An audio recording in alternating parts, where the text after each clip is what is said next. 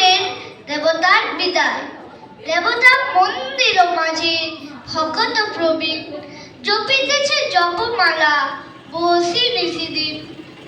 হেনকালে সন্ধ্যাবেলা ধুলি মাখা দেহে বস্ত্রহীন জীর্ণদিন বসিল সে গেহে, কহিল কাতর কণ্ঠে গৃহমন্যায়, এক পাশে দয়া করে দেহময় ঠায়। সসংকোচে ভক্তবর কহিলেন তারে, আরে আরে অপবিত্র, দূর হয়ে যারে। সে কহিল চলিলাম। চক্ষের নিমেষে ভিখারি ধরিল মূর্তি দেবতার বেশে। ভক্ত কহে, প্রভু পরে কি ছল ঝলিলে।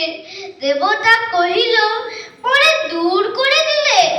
জগতে দরিদ্র রূপে ফিরি দয়া ধরে, গৃহহীনে গৃহ দিলে আমি থাকি ঘরে। নমস্কার।